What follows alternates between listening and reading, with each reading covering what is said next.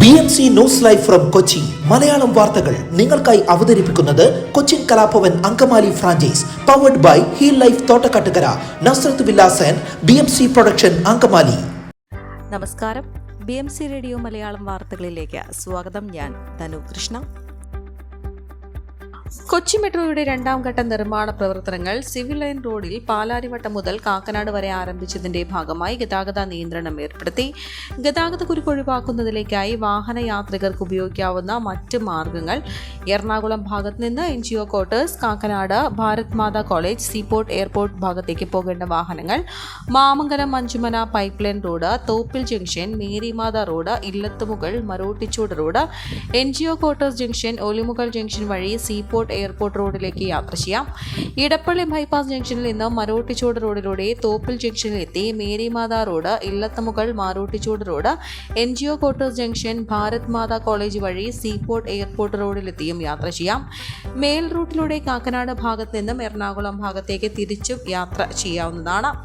വൈറ്റ്ല, കലൂർ, കത്രക്കടവ് എന്നീ ഭാഗങ്ങളിൽ നിന്ന് NGO quarters, Kakkanad Bharat Mata college, seaport airport ഭാഗത്തേക്ക് പോകേണ്ട വാഹനങ്ങൾ തമ്മനം പുതിയ റോഡ്, തൈക്കാവ് വെണ്ണല വഴിയും കൂടാതെ ചക്കരപ്പറമ്പ് വെണ്ണല വഴിയും ശ്രീകല റോഡ്, ലെനിൻ സെന്റർ വഴി വീഗാർഡ് ജംഗ്ഷനിലെത്തി പാലച്ചോട് വഴി ഈച്ചമുക്കിലേക്കും ഈച്ചമുക്ക് വഴി സീപോർട്ട് എയർപോർട്ട് റോഡിലേക്കും തുതിയൂർ വഴി ഇൻഫോ പാർക്ക് വെസ്റ്റ് ഗേറ്റ് വഴിയും യാത്ര ചെയ്യാവുന്നതാണ്.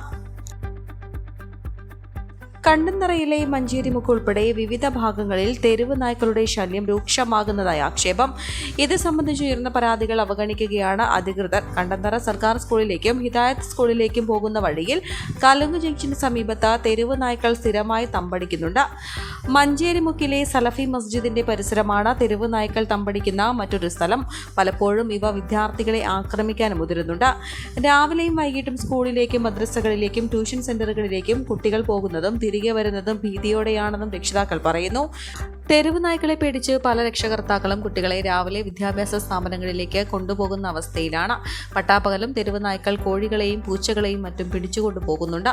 ഈ അടുത്ത കാലത്താണ് നായ്ശല്യം രൂക്ഷമായതെന്നും നാട്ടുകാർ പറഞ്ഞു. പ്രശ്നത്തിന് ശാശ്വത പരിഹാരം കാണാൻ പഞ്ചായത്ത് അധികൃതർ തയ്യാറാകണമെന്ന് മഞ്ചേരിമുക്ക് യൂത്ത് വിംഗ് യോഗം ആവശ്യപ്പെട്ടു. KK ഫൈസൽ, MV മുഹമ്മദ് കുഞ്ഞ്, MM Nizaruddin, EM Ashraf, MM Naushad, MV Ali, Ijaz Muhammad തുടങ്ങിയവർ സംസാരിച്ചു.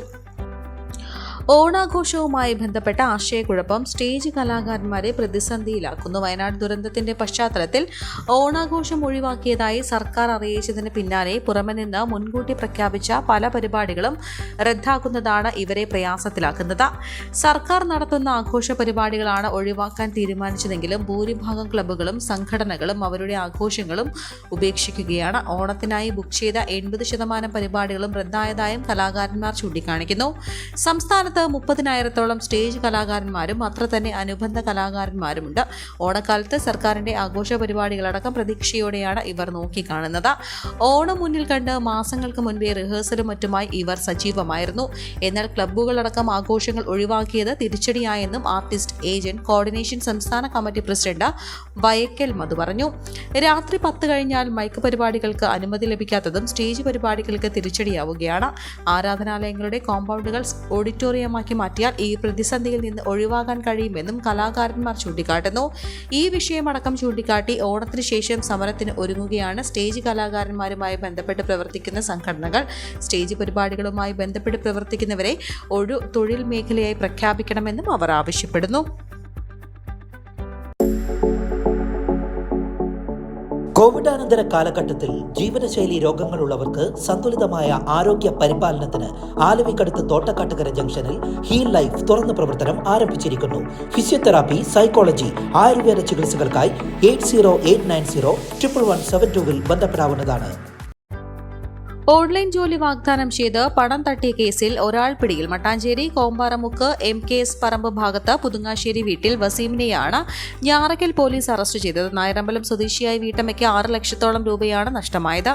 ഓൺലൈൻ ടാക്സിലൂടെ വീട്ടിലിരുന്ന് ജോലി ചെയ്ത് വരുമാനമുണ്ടാക്കാമെന്ന വാഗ്ദാനം വിശ്വസിച്ചാണ് വീട്ടമ്മ ഇവരുമായി ബന്ധപ്പെട്ടത്. തട്ടിപ്പ് സംഘം പരിചയപ്പെടുത്തിയ ടെലഗ്രാം ആപ്പ് വഴി വിവിധ ടാസ്കുകളിലൂടെ ഓൺലൈൻ വഴി അയച്ചു തരുന്ന സ്ഥാപനങ്ങളുടെ റേറ്റിംഗ് ഇടുകയായിരുന്നു ആദ്യ ജോലി. വിശ്വാസം ആർജിക്കാൻ ചെറിയ തുകകൾ ടാസ്കുകൾ സംഘം പ്രതിഫലമായി നൽകി. പിന്നീട് പെയ്ഡ് ടാസ്കുകൾ നൽകി. തട്ടിപ്പ് സംഘം അയച്ചു നൽകിയ UPI ഐഡികളിലേക്ക് പണം നിക്ഷേപിക്കാൻ ആവശ്യപ്പെട്ടു. ആദ്യഘട്ടത്തിൽ ചെറിയ തുകകൾ തിരികെ കൊടുത്തു. വീണ്ടും കൂടുതൽ പണം നിക്ഷേപിച്ചത്. തിരികെ ആവശ്യപ്പെട്ട സമയം കൂടുതൽ തുക നിക്ഷേപിച്ചെങ്കിൽ മാത്രമേ ആദ്യം നിക്ഷേപിച്ച തുക തിരികെ നൽകുള്ളൂ എന്ന് ചെയ്ത ടാസ്കുകൾ തെറ്റുണ്ടെന്നും അതിനാൽ ഫൈൻ അടയ്ക്കണമെന്നും പറഞ്ഞാണ് പല തവണയായി വലിയ തുക സംഘം ഈടാക്കിയത്. വീട്ടമ്മയിൽ നിന്ന് നഷ്ടപ്പെട്ട പണത്തിന്റെ കുറച്ചു ഭാഗം തന്റെ അക്കൗണ്ടിലേക്ക് എത്തിയത് ചെക്ക് വഴി പിൻവലിച്ച തട്ടിപ്പ് സംഘത്തിന് ഒത്താശ ചെയ്തയാളെയാണ് ഞാറയ്ക്കൽ പോലീസ് പിടികൂടിയത്. കാലാവധി കഴിഞ്ഞിട്ടും നിർമ്മാണ പ്രവർത്തനങ്ങൾ ഇഴഞ്ഞു നീങ്ങുന്ന മൂവാറ്റുപുഴ നഗര റോഡ് വികസനം വേഗത്തിലാക്കാൻ നടപടി സ്വീകരിക്കുമെന്ന് മുഖ്യമന്ത്രി പിണറായി വിജയൻ. നഗരവികസന ജനകീയ സമിതി ഭാരവാഹികളുമായി തിരുവനന്തപുരത്ത് നടത്തിയ കൂടിക്കാഴ്ചയിലാണ് മുഖ്യമന്ത്രി ഉറപ്പ് നൽകിയത്. റോഡ് നവീകരണം വേഗത്തിൽ പൂർത്തിയാക്കണമെന്നാവശ്യപ്പെട്ട് ജനകീയ സമിതി ഭീമ ഹർജി മുഖ്യമന്ത്രിക്ക് കൈമാറി. ജനകീയ സമിതിക്ക് വേണ്ടി പ്രസിഡന്റ് അജ്മൽ ചക്കുങ്ങൽ, S. മോഹൻദാസ്, പ്രമോദ് കുമാർ മംഗലത്ത്, സുർജിത്ത് S. ത്യൂസ്, വ്യാപാരി വ്യവസായ ഏകോപന സമിതി ജില്ലാ president PC Jacob, Kerala bank ചെയർമാനും മുൻ MLA-യുമായ ഗോപി കോട്ടുമുറിക്കൽ എന്നിവർ സംഘത്തിൽ ഉണ്ടായിരുന്നു. ഈ വാർത്തയോടുകൂടെ BMC റേഡിയോ മലയാളം വാർത്തകൾ സമാപിക്കുന്നു. നന്ദി, നമസ്കാരം.